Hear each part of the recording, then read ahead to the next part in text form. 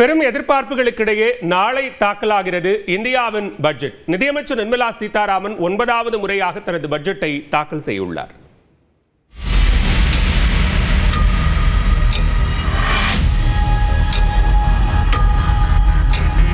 மத்திய நிதியமைச்சர் நிர்மலா சீதாராமன் காலை 11 மணிக்கு 2026-27 நிதியாண்டுக்கான பட்ஜெட்டை தாக்கல் செய்வார். பொதுவாக விடுமுறை நாட்களில் பட்ஜெட் தாக்கல் செய்யப்படுவதில்லை என்றாலும் இம்முறை பிப்ரவரி 1ஆம் தேதி ஞாயிற்றுக்கிழமை என்றாலும் பட்ஜெட் தாக்கல் செய்யப்படுகிறது.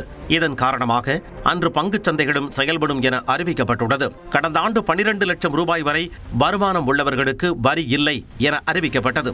இந்த ஆண்டு நிலையான கழிவுத் தொகையை 75,000 ரூபாயில் இருந்து 1 லட்சம் ரூபாயாக உயர்த்த நடுத்தர வர்க்கத்தினர் கோரிக்கை விடுத்துள்ளனர். மேலும் கப்புள் டாக்ஸ் எனப்படும் தம்பதிகள் இணைந்து வருமான வரி கணக்கை தாக்கல் செய்யும் முறை அறிமுகப்படுத்தப்படும் என எதிர்பார்க்கப்படுகிறது. தங்கள் மீதான இறக்குமதி வரியை குறைப்பதன் மூலம் விலையை கட்டுப்படுத்த அரசு முயற்சி செய்யலாம் என்ற பரவலான கருத்து நிலவுகிறது. விவசாயிகளுக்கு ஆண்டுதோறும் வழங்கப்படும் 6,000 ரூபாய் நிதி உதவி 9,000 ரூபாயாக உயர்த்தப்பட வாய்ப்புள்ளதாக கூறப்படுகிறது. பூமி தாய் திட்டத்தின் கீழ் இயற்கை விவசாயத்திற்கு கூடுதல் மானியங்கள் அறிவிக்கப்படலாம் என்ற எதிர்பார்ப்பும் உள்ளது. தமிழ்நாட்டை பொறுத்தவரை மத்திய துறை திட்டமாக அங்கீகரித்துள்ள சென்னை மெட்ரோவின் 2ஆம் கட்ட திட்டத்திற்கு நிதி ஒதுக்கப்படும் என்ற எதிர்பார்ப்பு நிலவுகிறது. சென்னை பெங்களூரு எக்ஸ்பிரஸ்வே, கிழக்கு கடற்கரை சாலை விரிவாக்கம் ஆகியவற்றுக்கு நிதி ஒதுக்கப்படும் என தெரிகிறது. ஒசூரில் அமையவுள்ள ஐபோன் தயாரிப்பு மற்றும் பிற மின்னணு பொருட்களுக்கான உற்பத்தியை ஊக்குவிக்க உற்பத்தி சார்ந்த ஊக்கத்தொகை திட்டத்தின் கீழ் கூடுதல் நிதி தமிழ்நாட்டிற்கு வரலாம் என கூறப்படுகிறது. சென்னை கடற்கரை எழும்பூர் இடையேயான 4வது ரயில் பாதை போன்ற பணிகளை விரைவுபடுத்த நிதி ஒதுக்கீடு எதிர்பார்க்கப்படுகிறது. குலசேகரப்பட்டினத்தில் அமையவுள்ள இஸ்ரோவின் 2வது விண்வெளி ஏவுதள பணிகளுக்காக இந்த பட்ஜெட்டில் கணிசமான நிதி ஒதுக்கப்படலாம். இது தென் தமிழ்நாட்டின் பொருளாதாரத்தை மாற்றும் காரணியாக அமையும். சட்டப்பேரவை தேர்தல்கள் நடைபெறவுள்ள தமிழ்நாடு, மேற்கு வங்கம், கேரளா, அசாம், புதுச்சேரி மாநிலங்களுக்கு சிறப்பு திட்டங்கள் அறிவிக்கப்படும் என்றும் கூறப்படுகிறது. கடந்த பட்ஜெட்டில் பீகாருக்கு அறிவிக்கப்பட்டது போல இம்முறை மேற்கு வங்கம் மற்றும் அசாம் மாநிலங்களை உள்ளடக்கிய கிழக்கு இந்தியாவின் வளர்ச்சிக்காக பிரம்மாண்டமான நிதி தொகுப்பு அறிவிக்கப்படும் என்ற கருத்து நிலவுகிறது. கடந்த பட்ஜெட்டின் போது தமிழ்நாடு என்ற பெயரையே நிர்மலா சீதாராமன் உச்சரிக்கவில்லை என்ற சர்ச்சை எழுந்த நிலையில் இந்த ஆண்டு என்ன நடக்கிறது என்று பொறுத்திருந்துதான் பார்க்க வேண்டும்.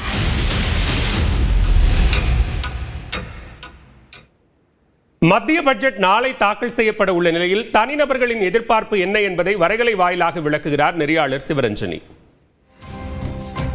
மத்திய அரசின் பட்ஜெட் எதிர்பார்ப்புகள் அப்படின்னாலே நமக்கு வருமான வரி உச்சவரம்பு மாற்றப்படுமா அப்படின்றதுதான் முக்கியமான கேள்விக்குறியா இருக்கும். ஆனா இந்த முறை அது சந்தேகம் அப்படின்னு சொல்லப்படுது. ஏன் அப்படின்ற காரணத்தை பார்க்கலாம். இப்ப அரசுக்கு வரி மூலமா கிடைக்கக்கூடிய வருவாயிலேயே தனிநபர் வரியின் பங்கு எவ்வளவு அப்படின்னு பார்த்தோம்னா தற்போது 59% இருக்கு. இது கொரோனா பரவலுக்கு முன்பு பார்த்தோம்னா 52% இருக்கு. அது எந்த அளவுக்கு அதிகரிச்சிருக்கு அப்படின்றத பார்க்க முடியுது. அப்ப இது ஒரு முக்கியமான வருவாய். அது மட்டும் இல்ல ஜிடிபில இதோட பங்கும் அதிகரிச்சிருக்கு. அதாவது தற்போதைய நிலவரப்படி 3.7% இருக்கு ஜிடிபில தனி நபர் வருவாய் மூலமா கிடைக்கக்கூடிய பங்கு. அதுவே கொரோனா பரவலுக்கு முன்பு பார்த்தோம்னா 2.4% தான் இருந்திருக்கு. இது மிகுந்த நல்ல வளர்ச்சி அப்படின்னு குறிப்பிட்டிருக்காங்க. அதனால இந்த தனிநபர் வரி சார்ந்து வருமான உச்சவரம்பு அப்படின்றது மாற்றப்படாது அப்படின்றது ஒரு ஸ்டேட்மெண்டா இருக்கு. சரி, ஓல்ட் டாக்ஸ் நடைமுறை இந்த முறை தொடருமா? ஏன்னா இப்ப வரைக்கும் அதை ஆப்ஷனலா வச்சிருக்காங்க. நியூ டாக்ஸ் ரெஜிம் தான் உங்களுக்கு டிஃபால்ட்டா இப்ப இருக்கு. ஆனா ஓல்டு டாக்ஸ்ல கடந்த சில பட்ஜெட்கள்ல எந்தவித அறிவிப்பும் மேற்கொள்ளப்படல. அதனால அது இன்னும் தொடருமா அப்படின்ற கேள்வி தொடர்ச்சியா இருக்கு. அது மட்டும் இல்லாம இப்போ இந்த நிலையான விலக்கு அதிகரிக்கப்படுமா, அதாவது ஸ்டாண்டர்ட் டிடக்ஷன் அப்படின்னு சொல்லுவாங்க, இது நியூ டாக்ஸ் ரெஜிம்லயுமே அதிகரிக்கப்படுமா அப்படின்ற எதிர்பார்ப்பையும் வச்சிருக்காங்க. இப்போ எவ்வளவு இருக்கு அப்படின்னு பார்த்தோம்னா ஓல்ட் டாக்ஸ் ரெஜிம்ல 50,000 ரூபாய் ஸ்டாண்டர்ட் டிடக்ஷன், அதுவே நியூ டாக்ஸ் ரெஜிம்ல 75,000 ரூபாய். இத 1 லட்சமா உயர்த்தி கொடுக்கணும் அப்படின்றதுதான் மக்களுடைய எதிர்பார்ப்பா இருக்கு. அடுத்து பார்த்தோம் அப்படின்னா இந்த நியூ டாக்ஸ் ரெஜிம்லயே இன்னும் கொஞ்சம் அம்சங்களை சேருங்க அப்படின்ற எதிர்பார்ப்பையும் வைக்கிறாங்க. அதுல முக்கியமானது இப்ப வீட்டு கடனுக்கான வட்டி சலுகையை புதிய வரிமுறையில சேர்க்கணும், நியூ டாக்ஸ் ரெஜிம்ல சேர்க்கணும்னு சொல்லப்படுது. காரணம் என்னன்னா ஓல்ட் டாக்ஸ் ரெஜிம்ல உங்களுக்கு அந்த ஆப்ஷன்ஸ் இருக்கும். நீங்க வீட்டு கடன் பெற்று இருக்கீங்க, அதுக்கு வட்டி செலுத்துறீங்க அப்படின்னா அதை காண்பிச்சு அதுக்கு ஒரு குறிப்பிட்ட தொகையை நீங்க விலக்கா பெற முடியும். அதை நியூ டாக்ஸ் ரெஜிம்லயும் கொண்டு வரணும் அப்படின்ற கோரிக்கையை முன்வைக்கிறாங்க. மத்திய பட்ஜெட்டில் வேளாண் துறைக்கு குறைந்தது 5% நிதியை ஒதுக்கீடு செய்ய வேண்டும் என்று வேளாண் செயற்பாட்டாளர் சேதுராமன் கோரிக்கை விடுத்துள்ளார். பட்ஜெட் தொடர்பாக நியூஸ் 18க்கு பேட்டியளித்த அவர், PM கிசான் திட்டத்தில் விவசாயிகளுக்கு வழங்கப்படும் உதவித்தொகையை 24,000 ரூபாயாக உயர்த்த வேண்டும் என்றும் கேட்டுக்கொண்டார். ஒட்டுமொத்த நிதிநிலை அறிக்கையில் 3% கீழே தான் நிதி ஒதுக்கப்படுவது என்பது ரொம்ப வருத்தமாக பார்க்குறோம். குறைந்தபட்சம் ஒரு 5% நிதிநிலை அறிக்கையில் வேளாண் தொடர்பான அந்த பங்களிப்பு இருக்கணும் அப்படின்றது தான் முதலாவது எதிர்பார்ப்பு. PM கிசான் என்கின்ற அந்த திட்டம் இன்னைக்கு வருடத்திற்கு 6,000 ரூபாய் என்பது மத்திய அரசால் விவசாயிகளுக்கு வழங்கப்படுது. 6,000 ரூபாயோட சராசரி என்ன அப்படின்னு பார்த்தீங்கன்னா வெறும் மாதம் 500 ரூபாய், குறைந்தபட்சம் 2,000 ரூபாய் இருக்கணும் அப்படின்றது தான் எதிர்பார்ப்பு. ஆனால் நெல் உற்பத்தியில் அதிகமாக போனதுக்கு காரணம் அரசு குறைந்தபட்ச ஆதரவு விலை கொடுக்கறது. இதே போன்ற குறைந்தபட்ச ஆதரவு விலை என்பது நீங்கள் எல்லா பொருட்களுக்கும் கொண்டு வரப்படணும் அப்படின்றதையும் இந்த நேரத்தில் நம்ம எதிர்பார்க்குறோம். தமிழ்நாடு தலைகுனியாது என்ற தலைப்பில் திமுக நாளை தேர்தல் பரப்புரையை தொடங்குகிறது. சட்டப்பேரவை தேர்தலுக்கு குறுகிய காலமே இருக்கும் சூழலில் தேர்தல் பணிகளை அரசியல் கட்சிகள் தீவிரப்படுத்தியுள்ளன. அந்த வகையில் 234 சட்டப்பேரவை தொகுதிகளிலும் தமிழ்நாடு தலைகுனியாது என்ற தலைப்பில் திமுக அரசின் திட்டங்களை மக்களிடம் கொண்டு சேர்க்கும் தேர்தல் பரப்புரையை திமுக நாளை தொடங்குகிறது. இது தொடர்பாக திமுக செய்தி தொடர்பு குழு தலைவர் TKS இளங்கோவன், MP கனிமொழி சோமு, சட்டமன்ற உறுப்பினர் எழிலன் ஆகியோர் அண்ணா அறிவாலயத்தில் செய்தியாளர்களை சந்தித்தனர். அப்போது பேசிய TKS இளங்கோவன், இப்பரப்புரைக்காக 22 சொற்பொழிவாளர்கள் தேர்ந்தெடுக்கப்பட்டுள்ளதாக கூறினார். அங்கே போய் மக்களுடன் இருந்து மக்களோடு வாழ்ந்து மக்களுடைய வீடுகளிலேயே உணவருந்தி அவர்களுக்கு நாம் செய்திருக்கின்ற திட்டங்களை எல்லாம் எடுத்து விளக்கமாக சொல்லி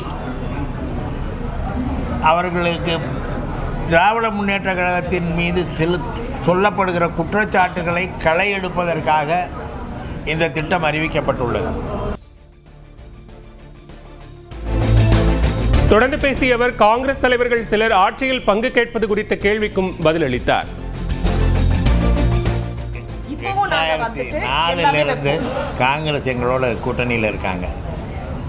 எந்த தேர்தலையும் அவங்க எங்கள்கிட்ட ஆட்சியில் பங்கு கேட்கல. 2006 எங்களுடைய எண்ணிக்கை குறைவாக இருந்த நேரத்தில் கூட அவர்கள் வெளியிலிருந்து எங்களை ஆதரித்தார்களே தவிர இதை கேட்கவில்லை. இப்பொழுது அவர்களில் தலைமை இதை பற்றி பேசவில்லை, அவர்கள் பேசவில்லை. அதை நான் சொல்கிறேன். எங்களை பொறுத்தவரை அகில இந்திய காங்கிரஸ் கட்சியின் தலைமையோ அல்லது மாநில தமிழ்நாடு காங்கிரஸ் கமிட்டியின் தலைமையோ இது குறித்து பேசினால் எங்கள் தலைவரோடு பேச வேண்டும். அப்பொழுது அது குறித்து முடிவெடுத்துக் கொள்வார். மற்றவர்கள் பேசுவது நாங்கள் அதற்கு பதில் சொல்ல முடியாது. தொடர்ந்து எக்ஸ்பிரஸ் 18 செய்தி தொகுப்புகளை பார்க்கலாம்.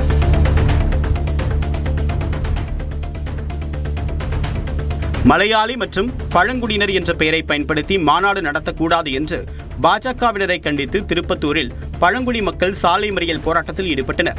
திருப்பத்தூர் மாவட்ட பாரதிய ஜனதா கட்சி பழங்குடியினர் அணி சார்பாக ஞாயிற்றுக்கிழமையன்று பழங்குடி எழுச்சி மாநில மாநாடு நடைபெறவுள்ளது.